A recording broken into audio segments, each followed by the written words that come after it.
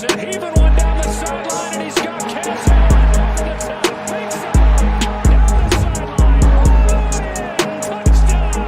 His signature move and his signature performance. Allen deep ball one more time. 58 yards this time. You're listening to the Bruin Bible. This is your host, Will Decker, bringing you UCLA football content all throughout the year for LA Football Network. Bruin Bible, what is up? We have a very, very special edition today. We are doing a crossover episode with our friends, the people at What's Bruin. We got regular guest of the show, Mike Regalado. He's been on here so many different times. Iron Mike. How are you doing today, brother? Good. Thank you for having me back on again. Dude, we're stoked to have you. We got a brand new guest on, his co-host from the What's Bruin show. I met him at Pac-12 Media Day. Great dude, big Strokes fan, so he got a lot of points in my book. Mr. Jake Merrifield, how you doing today, brother? I'm good, man. I'm very happy to be on the show. Thank you for inviting me on. Dude, we are stoked to have you guys. And as much as I am stoked to have you guys, we do have to recap this heartbreaking loss that UCLA was dealt at the Rose Bowl this past Saturday, a 48-45 shootout. We're talking about close to 1,200 yards of total offense from both sides. Not a lot of defense being played on both sides. I want to just kind of start with you, Mike. Where did you watch the game? Were you at the game, or who did you watch it with? What was kind of the game day experience for you going into a UCLA USC Classic, if you will? I was up at the up in the press box, and got there a little early. There were some friends that were there. I actually got friends some tickets. People are like, "Oh, I want to go," and it was last minute, so I'm like, "Okay, I might know some people here and there." Go meet up. It was a great atmosphere beforehand. The most people I've seen at the Rose Bowl tailgating all season long, and obviously it was sold out. Even though it had the banners up there.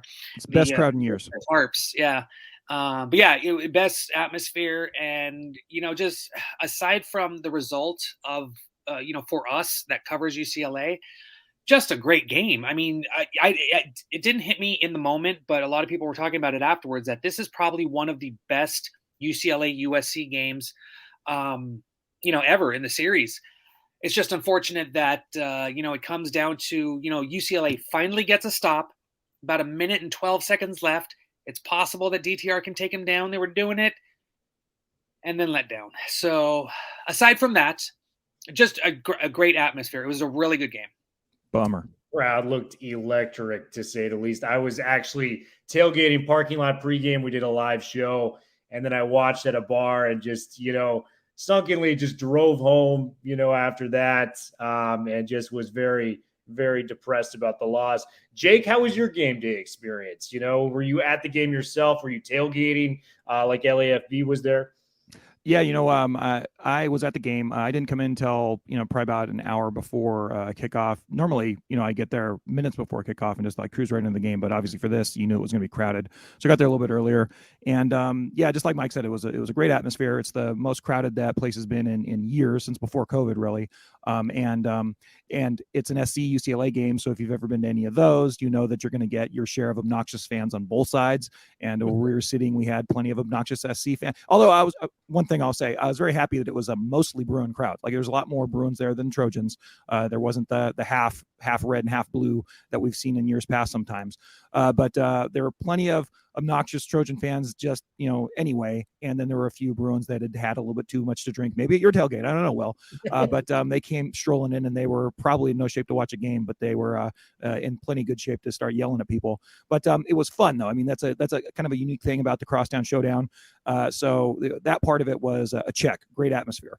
And then the game, played out how it played out. The Bruins had a prime position in the game. They were playing so well, and then they kind of let it slip away in the middle part of the game there, and then tried to get, and they had a chance to get it back at the end, and it just, they came up short. But it was obviously a horrible game for all of us Bruin fans because they lost. But if you were, if you weren't partial to the other team in this game, it was a fantastic game. Fantastic game indeed, and it was such a gut punch. But if we can kind of remove ourselves from the situation a little bit in our Bruin ties, I'm really proud of what we put out there on the football field and the chance we had at the end to, kind of make a run. And, That starts with the guy who played his final game at the Rose Bowl and Dorian Thompson-Robinson, a game of really high highs, some really low lows, 390 yards of total offense, 6 touchdowns, matched his total from last year's USC game. I'll go right back to you, Jake. I just want your assessment of DTR's performance. Grade from A to F. What would you give him on this game, and just your thoughts of DTR's kind of career as a UCLA Bruin? Well, I think just because of the turnovers, you have to you have to lower his overall grade, right? So I would say something like a B- or something, just because you can't have 4 turnovers in a game and not, have a great negative impact on the game. But with that being said, I said this on my show, and it was that you could, if you wanted to view this with the most negative lens, you could say, oh, DTR melted down again. The old DTR, the DTR that we first saw in his first couple of years, where it was like he was just a turnover machine and making negative plays at the wrong times. But you can't characterize. I don't think you can characterize him in this game like that. He was heroic. He was a warrior. He had a chance to win at the end. He came up short, and that sucks, But really, I think he was the true leader of the team, and I'm still proud of the effort that he put forth. And I really, it's one of those things where he had the turnovers. I thought the worst one that he had was the second interception going into the half that ended up giving SC a chance at the giving them a chance to get within 1. But the fumble, I can't really knock him down for that one too bad, because he just got crushed. That was the USC equivalent of the Anthony Barr on the Matt Barkley hit, and the first interception he threw, that's one you're going to get. And then the one at the end of the game, that's one where you kind of got to flip a coin. I think all of us thought that he was going to make the plays to at least tie the game, but when the game is on the line like that, sometimes stuff like that happens. So I'd say a B-. Sorry to get long-winded on you. No, I think that's a fair assessment. And we got the total DTR experience. And like the highs for me were those 3 straight back-to-back drives when they were matching USC going into the 3rd and 4th. And I thought I was witnessing maybe the greatest offensive game, I've ever seen as a fan of football. It was the greatest offensive performance in the USC and UCLA game in terms of total points scored and total yards. 3 straight drives, 17 plays, 215 yards, and 3 touchdowns. And it was capitalized by that big Kaz Allen touchdown that got him within 3 on that. But, it was just the head-scratching turnovers again for a guy like DTR. And, I can't take this comparison because it was my co-host, Jamal Madney, but I love it so much I'm going to reference it here. He compares him to Russell Westbrook, where the highs are very high, but the lows are, somewhat, bonehead mistakes, things that are easily, can be easily cleaned up. The last interception he was throwing, into double coverage, not a throw that I would have liked to have seen from a guy like DTR. The pick before the half that you mentioned, Jake, very frustrating given the time, the circumstances, the lead at that point, very frustrating. And I would probably lean around a C+, B- as well, because we knew it was at stake. We had a 14-0 lead to lead this game off, and it just felt like we had it that night. And for some reason, we didn't get it done. DTR, a UCLA legend. I want to just tip my cap to him as a great competitor, a great guy that gave his all for UCLA, but unfortunately was not enough. Mike, give me your takes on DTR and his legacy at UCLA.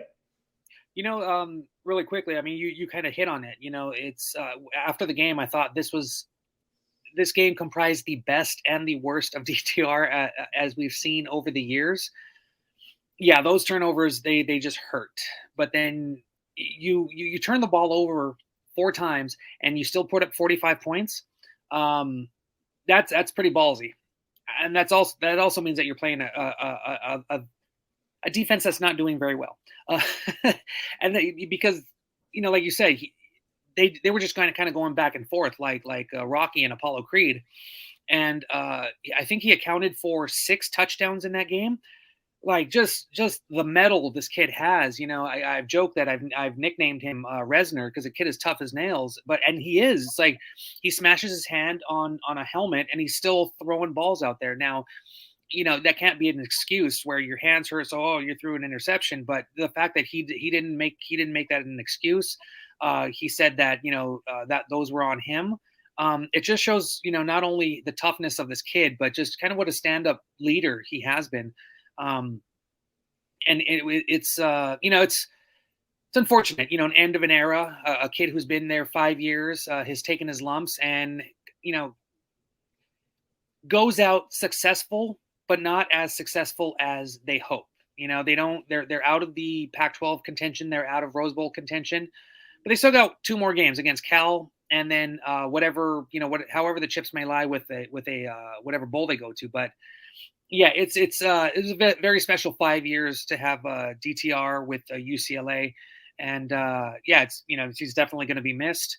But yeah, it was just kind of an up and down performance. And I'm there with Jake. I'm giving him a B minus, and just because I thought what he did good, just kind of surpassed all the mistakes and turnovers.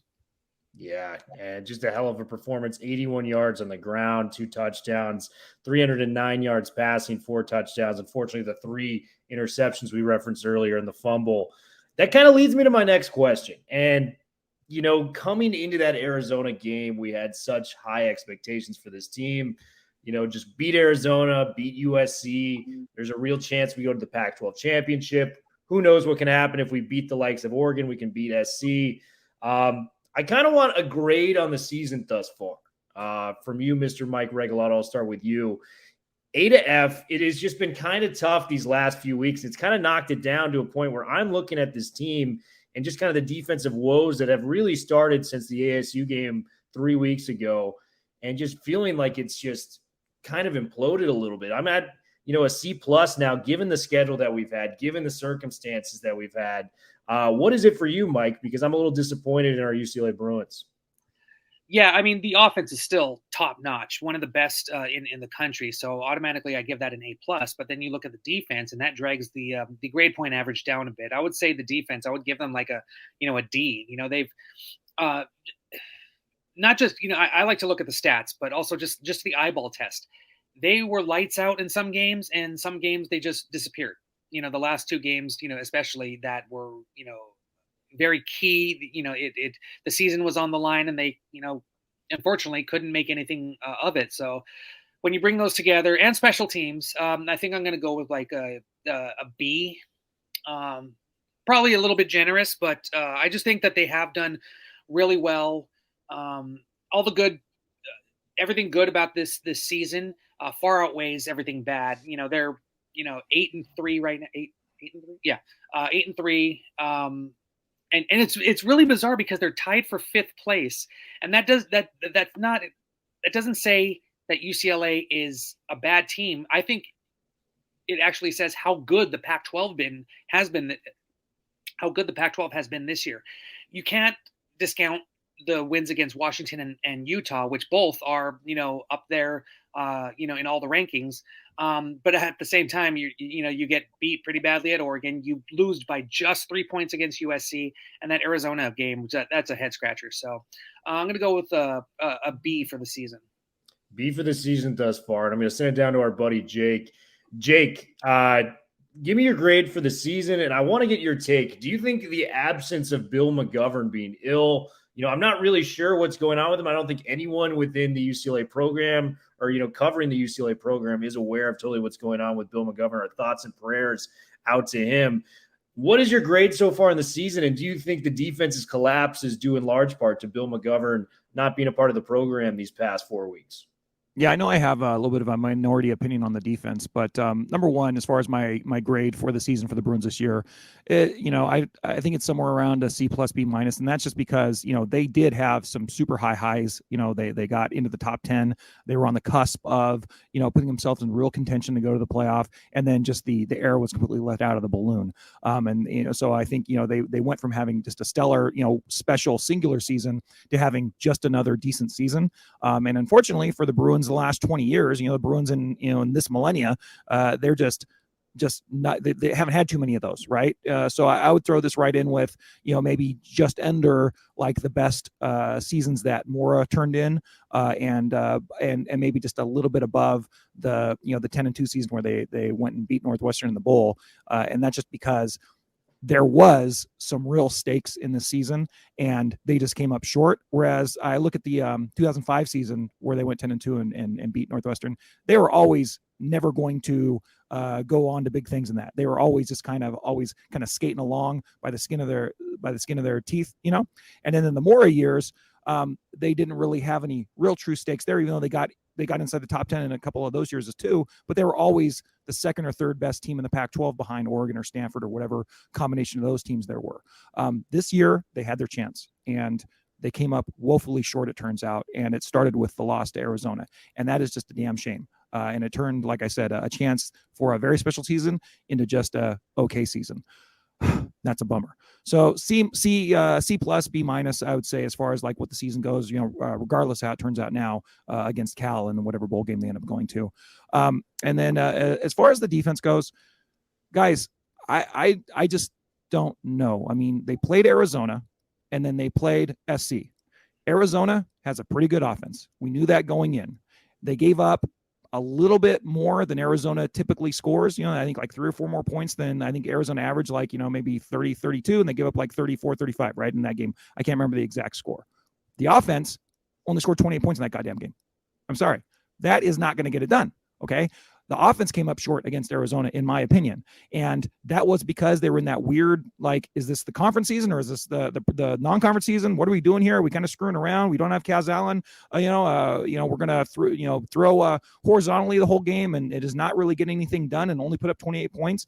To me, the Arizona game is solely on the shoulders of the offense because we knew what the defense was. They're mediocre to bad, but they played mediocre to bad and gave up a typical game to Arizona. And I'm sorry, but turning to the SC game, I kind of have the same opinion about it. You know, SC has put up, you know, with the exception of like Oregon State, and I think one other game, maybe Washington State didn't get played, and they're getting in the 20s against Oregon State, right, or the teens, and they're in the low 30s against Washington State, maybe. Other than that, they're putting up 40 to 50 points on everybody, and they put up 48 on the Bruins. But then again, the Bruins stopped them. The Bruin defense allowed the Bruin offense to get to a 14-0 lead in the first quarter. And then the Bruin defense got the stop at the end of the game and gave the Bruins a chance to win the game. And when the game really got sideways for the Bruins, it was in the middle of the game when the Bruins were committing 3 turnovers, an interception, and a fumble. And the Bruins got outscored, I want to say 24-3 from, you know, about 4 minutes left in the first half till about 6 minutes left in the third quarter. They were outscored like 24-3 or something. It might be 28-3, 24-3, something like that. And so I don't think the defensive performance really changed from earlier in the season. I thought they could be pretty good or they could be pretty bad, not as horrible as they were last year, but not very good. And I thought they've been pretty consistent. And I thought that, you know, in the games when the Bruins really had their letdowns, the last 2 games, it was more on the offense than on the defense. You know, and like I said, I think that's a minority opinion, but I'm sticking to it. Yeah, and I think it's fair because I think my opinion can change on the overall season. You know, I gave it a C plus, B minus. If you win the next, let's say you beat Cal, you win the bowl game, we're tied for the all-time wins record in a singular season. Which is crazy. For the UCLA team. I mean, that's nuts. And I think, you know, there is some credence to the out-of-conference schedule being what it was, but you got to remember Michigan pulled out of the game.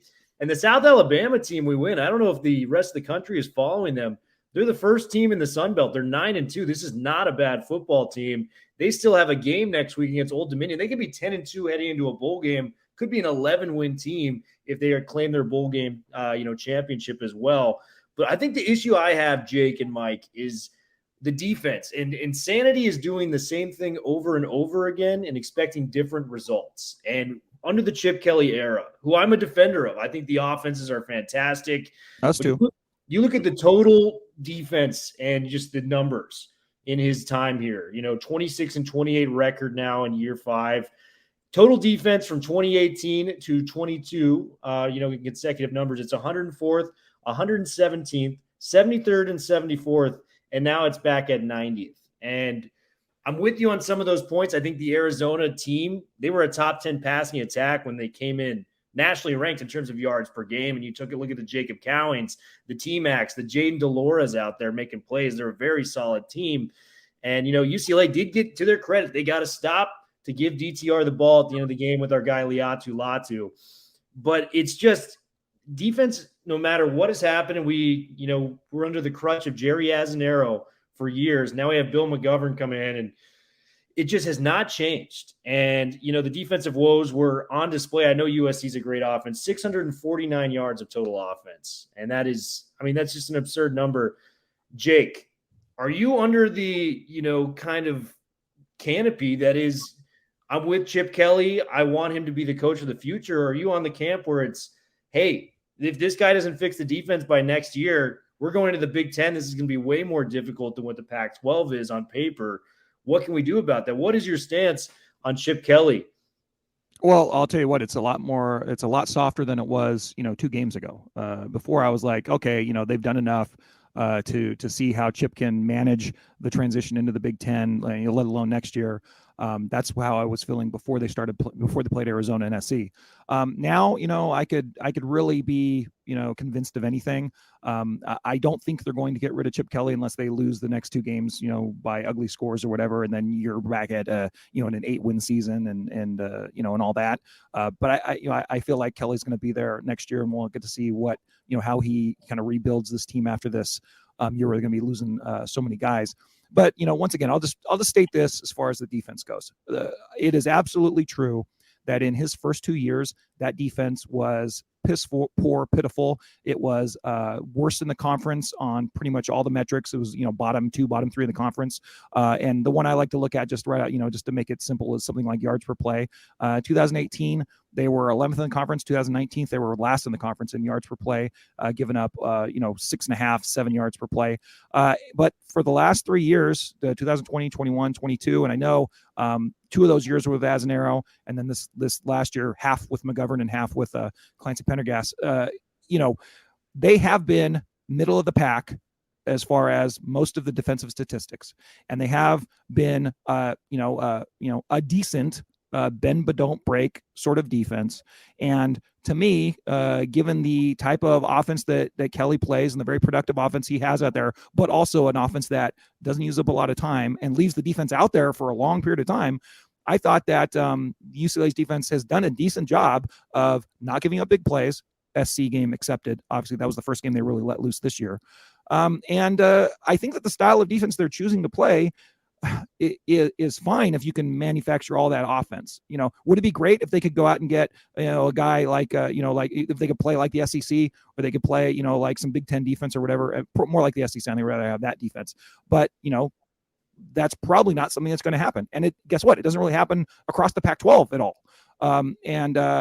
So I don't know how realistic it is. I think it is realistic for the way that Kelly recruits both, high school and in the transfer portal.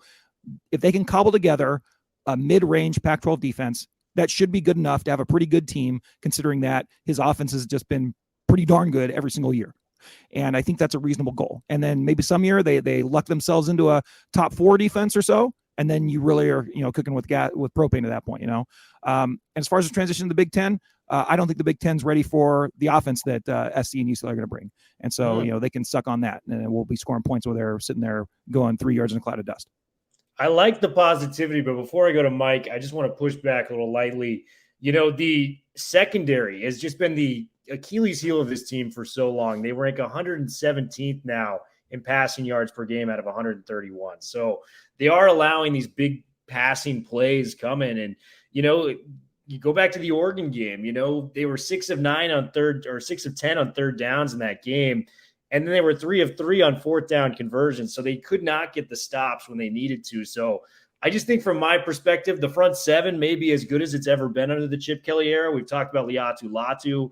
I think that's true. Rushing. He's phenomenal. The Murphy twins, I'm such a big fan of. I think those guys have a future in the NFL. Muwasu, players like this. But, man, that secondary is just so tough.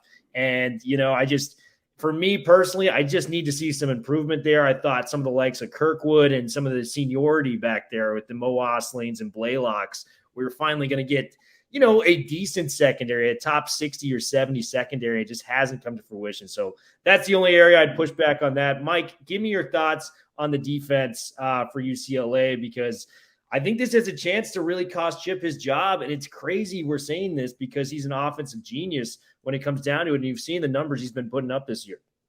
Yeah, it's year 5. It shouldn't be this way. I mean, I got the first question in the press conference, and I just flat out asked him, how do you account for 600 and whatever yards in year 5? And he was like, well, how do I account for losing by 3? It's like, okay, yeah, that's fine, but some of those yards, some of those points, if they weren't there, they would have got the win. The defense, as I said earlier, it's just been up and down, visibly, statistically. Good in one game, not so good in the other. It's been better, but under Bill McGovern. But then, the other the defensive coaches have helped out in the last 4 games where McGovern hasn't been able to coach. So I don't think there's that much of a drop off. They know their assignments. They know what to do. But big picture, everything, it's year 5. There's no reason, as you said, the defensive the secondary stats should be 117th in the nation. It should be, if anything, mid-range, in the 50s, 40s, 50s, 60s. I'll even take that. Recruiting has had a little bit to do with it, but I mean, this is Chip Kelly from Oregon, where he had both a stout offense and defense that was complementary of each other. The offense would be on the field, really quickly scoring, and then the defense would have to have a little bit more time. But they, had athletes. They substituted a lot more. It was just a well-oiled machine. Every time Oregon was on the field, offensive or defensively, we just haven't seen that at UCLA, and that has been the downfall of what Chip has been trying to do here. Yes, he lost by 3 points to USC, but how do you account for the loss to Arizona? How do you account for losing an onside kick and losing a possession against Oregon? You can't. Those are, although that's special teams, that's a little off, but it's even still, that gives Oregon an extra possession, and that puts UCLA's defense back on their heels again. It's kind of head scratching that it is not at least anywhere near the elite status that the offense is. Yeah, and I think for me personally, and I want to get your guys' opinions after this, I was about like a 99% sure chance that I wanted Chip to be the guy to lead this team into the future. Going into that Arizona game, I still am in favor of keeping him around. I think he is an offensive genius. I don't think there's 4 guys in college football that 4 other guys that I would take over Chip Kelly. Like, out of all the coaches that can coach offense, his running games, his schemes, the spread offense, he's kind of, grouped together, whether he was at Oregon or he's brought down to UCLA. I mean, it is something fantastic and something that you won't be able to teach to another coach.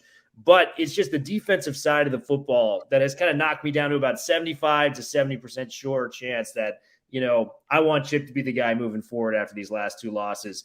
Mike Regalado, Jake Merrifield. I'm going to go back to Mike first. If you're the athletic director, give me a percentage from 0 to 100 on how hot that seat is for Chip Kelly. I would say, maybe like 30%. He did enough to cool it down from last season. The wins against Washington and Utah, that they helped that. But I mean, if he wants to stay here long term, if he wants to turn this into a championship team, he has to figure out, something to anything in regards to fixing the defense. That's the main thing. But I would say about 30%. Jake, my guy, what are we going with? I'm it's funny, Will. I was like you. I was very, very, kind of in favor of, seeing where the Chip Kelly era goes a couple games ago. Now I don't think I'm really leaning either way. I'm kind of agnostic about it, right? I could buy into another couple years, or if they want to blow them out, I think I'd be fine with that as well. So I'm just going to lay it right there at a 50-50, coin flip it, because I really do think that there is a toll that's taken on the program when you get the opportunity to have, the big opportunity that they had, and then have them fall flat like they did. Any equity that he already had, I don't want to say, Chip Kelly did himself, but the way the program had performed since he got here had really divided the fan base quite a bit. I know all three of us had been like, oh yeah, support Kelly or whatever. And we're kind of behind what they were doing, but there's a lot of the fan base that wants nothing to do with it. And that the truth, that statement is just look at who has been coming out to the Rose Bowl for the last 2 years, right? The first time that place has been moderately filled has been this last SC game. And before that, Chip Kelly era, it's been, nobody in the stands pretty much. And that's something that hasn't happened in UCLA football since since its inception, almost 100 years ago. I mean, that's how bad it was at that low of a point. So, I'll say, 50-50. And as far as what I want to see, I'm kind of on the fence with that. And I still, guys, I will say, the way that they came out this year and the way that they were playing both offense and defense, I thought it was complimentary. I kind of like them playing the bend but don't break. I'd like them to be a little stiffer in the end zone, but I don't have nearly as pessimistic a take on how the defense has performed this year relative to you guys, and that's okay. I mean, reasonable minds can differ. But with that being said, look, we were on the cusp. They had the best opportunity they've had since 1998, and then the air was let out of the balloon. One big wet fart, and that has to have some consequences to how fans are going to view your program. That is the truth right there. Mic drop from our guy, Jake Merrifield, after that one. I want to end, the UCLA USC notes on a positive spin. Michael Ezike had a hell of a game. And what I've noticed about UCLA USC games is Chip Kelly kind of tabs a guy to break out in these games. If you look at the last 3 years, the coming out party for Greg Dulcich was the 2020 game during the pandemic, 167 yards, 2 touchdowns. Last year was Kaz Allen, the kickoff return, the 3 catches, 118 yards, and 2 touchdowns. And this year's Michael Ezike, 4 catches, 44 yards, but 3 touchdowns, had that big-time 20-yarder on that beautiful play-action pass from Dorian Thompson-Robinson where he looked towards the right sideline. Hit Ezike, and then he had 2 other ones in the red zone, which was, I think, is just super impressive that he can move like that in such a tight window of space. We also do an NFL draft podcast here. Does this, in your opinion, give Ezike enough juice to maybe where he can be a day 3 prospect after a 3-touchdown game against his crosstown rival? No bigger stakes. At 6'5", 252, I'm going to start with you, Jake. I don't think any one particular game is going to move him up the board at all. I think Ezike is a project. You saw, as great as he played against SC, the game before that, I think it was Arizona, wasn't it, where he had 2 or 3 drops in the game on some pretty tough plays. So all the film goes up to the next level, right? Not just the good stuff. And it's not like in high school where you can lie about your height and weight and all your stats, and then sometimes they vet it and sometimes they don't. Because I was 6'6" in high school, I'll tell you. I'm not quite that tall anymore. But it's just one of those things where I think that he's going to be one of those guys that goes in there as a prospect. And one thing the Bruins have done great, in the last 20 years is putting guys in the NFL more than SC, more than most teams in the country. And they have a lot of guys that come out that maybe are kind of underrated. Probably the most notable of that is one of my favorite all-time players, Maurice Jones-Drew, comes out in Reggie Bush's shadow and then is just a 10 times better of pro. And there's been a lot of stories like that for the Bruins over the years. I know one of your favorites is E.K. Eric Kendricks, right, Will? So as far as Ezike goes, I don't think this is going to make too big of a bump in his prospects. The guy that I'm still laughing at, I think during the Oregon game, somebody rated Charbonnet as a low pick or whatever. Charbonnet to me, he's got the juice. That's the guy I'm picking in my fantasy draft next year for sure. Hopefully with my last pick because nobody else is on him. But Sharps is my guy for the NFL, I think. Yeah. Did you say we ranked Charbonnet as low? Because we are all on Charbonnet. No. During one of the telecasts, they had stupid Kuiper on there or something, and he was like, "Oh yeah, I think he's he's going to be a contributing back or something." No, I think Sharp's got the juice. Yeah, Todd McShay. I mean, he's buying crack behind the Rose Bowl. It is just, it's absurd because you look at. It's like, are you watching what we're watching? Especially he was at that Stanford game, exactly, where he probably had his best game of the season. Yeah, for anyone that follows the Bible and follows our show, Charbonnet has passed Greg Dulcich, is now my all-time favorite Bruin. So that is my guy moving forward. I think he can be a second-round pick in the NFL draft if he plays his cards right. I mean, Chip Kelly, he doesn't really hand out endorsements to a lot of his players. He's kind of that tough love kind of coach. You hear him talk about Charbonnet, it's like his glowing, son that was just born. I mean, it is a proud father when he's speaking of the likes of Charbonnet. So that's my guy heading to the pros too. Iron Mike, give me your takes on Ezike, because I think he's got the size, he's got the skills. I mean, maybe a 7th round pick if he's lucky. I think there's a chance maybe he can move up some boards, maybe with the likes of adding upon this game to the Cal and maybe a bowl game appearance. I think that's what he needs, because, just similar to Jake, having one game. I mean, he's had some good performances throughout the season, but nothing that stood out like Dulcich or Charbonnet or even Joshua Kelly a few years ago. So I think he really needs to put up some numbers the next 2 games, as well as have, just a hell of a, if he's invited to the combine, or have just, one heck of a senior day, prospect day. I forgot what it's called. But yeah, he needs to find a way to get more attention towards him. But, like right now, I think it's DTR and Charbonnet, that are going to be the two highest picked Bruins in this draft. And there are a couple other guys that could sneak in there too. Maybe John Gaines, maybe Raekwon O'Neal. It just depends. It kind of depends on what teams want, what they're looking for, if they fit into their scheme. But as far as Ezike, I think he has a little bit more work to do. But yeah, I don't think this draft class is going to be bare of Bruins. So yeah, I got 2 more questions for you. One is about Cal, and one is just a music-based question. I know we're all music lovers, so I'm going to dive into that. The question about Cal is, how concerned should we be that this is a letdown game? No Pac-12 championship, no chance at making the playoffs anymore. You just lose a heartbreaker to your rival. Are you motivated to get back out on the field and take that 9th win? I know it's Cal. I know they struggle. They're, for as bad as UCLA is in pass defense, Cal is 127th. There's 131 teams in passing yards allowed. That is not good in any slight. Mike, on your scale, how worried should UCLA fans be about going into a Cal game after a massive, massive letdown of the past few weeks? I don't think they should fear a letdown. I mean, if anything, one thing that has been apparent with Chip Kelly teams is that they fight to the end. They might be down 20 points, but they're going to finish. And I think they want to finish off the season, especially after 2 losses. I think they'll be okay with at Cal. Love to hear it. Jake, need your thoughts, brother. Where are we going?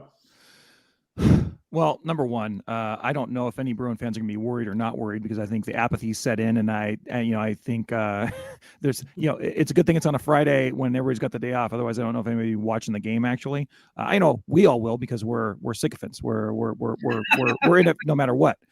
But as someone who's paying tuition to Cal, my daughter's up there now. I'm optimistic about I think I view the Bears a little more optimistic light. I think that if the Bruins go up there and do have a letdown, Cal absolutely can beat them and will beat them. Just because they can get it going on occasion. They got it going against Stanford at the end of the game, and they're coming in off a high, whereas the Bruins are absolutely completely deflated after that game, I think. And honestly, I don't know who's going to play in that game. I mean, I don't know if I were DTR, if I were Charbonnet, I don't even know why I would play in that game, honestly, as great as their Bruin careers have been. Although I'd love to see them play again. With that being said, I don't know what to expect from the Bruin team in the next game. They've had 2 of the most deflating losses, certainly of the, any player on the team that's on there right now hasn't had a more deflating loss than the last 2 they've had against Arizona and USC. So who knows how they're going to respond. They responded terrifically in the SC game. They played an amazing game, a fantastic game. But is it all gone now? I don't know. Because now what you got to look forward to is a trip after the day after Thanksgiving up to Berkeley. It's going to be cold and and nasty, probably, coldish, as much as the Bay Area can be. And then you're looking at whatever kind of dumb bowl game you're going to get into. So I don't know how hyped any of these guys are for this game. So I could see them coming in and just saying, geez, we aren't going to lose another game, and if both teams play at their peak potential, UCLA will win hands down. But who knows if we're going to see that Bruin team. Who knows? And the last question I got for you guys, man. Normally I ask the guests that come on, what have they been binge watching? Are they watching on Netflix, Apple TV, things of that nature? I know you guys are music guys, man. That was a big conversation point we had at the Pac-12 media. I was lucky enough to go on Iron Mike's radio show talking about music and stuff that inspired me. And I've got a very tough question for you guys, but there's no outs. You got to answer. You got to go with your gut feelings. I'm going to start with you, Jake. You are on a deserted island. You have, shipwrecked, and you have found a record player where you can hypothetically play 3 records, and you get to choose whichever ones those are. I think I know one of them because I know you're a Strokes fan, but I know you got a couple more to go on that, Jake. Jake, you got 3 records on a deserted island that you need to play. Where are you going and why? So I'd probably I'm bad with album names. Unfortunately, I've when I was a kid and I had cassette tapes and CDs, I knew all the album names. But now I've been on iTunes for the last 15 years, so it all kind of blends together. But I think help me out. Strokes' first album is this it or this is it, right? This is it. Classic album. Yeah, I'm going with that one, although I love their 4th album, the one with Juicebox on it, probably almost as much. But I'll go with the first album. It's amazing. And then my second album, probably, it's very, very hard. But for brevity's sake, I'll just go Led Zeppelin 1. That's one of the albums I grew up with. And it's got some of my favorite songs on there. Although, really pretty much any Led Zeppelin album, I grew up a big fan of theirs. Got to see Jimmy Plant, Robert Page do their last concert at the Forum. It was awesome. I didn't get to see Led Zeppelin. I got to see Plant and Page, which is very cool, and they played all the hits. Those are 2 guns, man. That's pretty impressive. So yeah, no, I appreciate that. And then my last one is probably going to be probably Public Enemy, Fear of a Black Planet. I love hip hop as well. Grew up a fan of the New York stuff, and it's hard to go one way or the other as far as hardcore or like the more kind of Tribe Called Quest type stuff, But I'll go that album because I love that album and it's very meaningful to me. I love the PE. 3 home runs from Mr. Jake Merrifield. He's got excellent taste in music. I know Mike Regalado's got great taste in music. I'm excited to see where he goes with this exercise. 3 albums. You can't get out of it, Mike. Gut feeling. What are those 3 albums for you? Blur, self-titled, the one with just a fantastic album from start to finish. Pulp's Different Class and the Murder City Devils in Name and Blood. Just albums that have just stuck with me. Just bangers from start to finish. You have some albums that are, they have good songs and then they're like, oh, okay, I'm going to skip over this. No, all 3 of those albums I can listen to straight through. The Murder City Devils sound very much like their band name.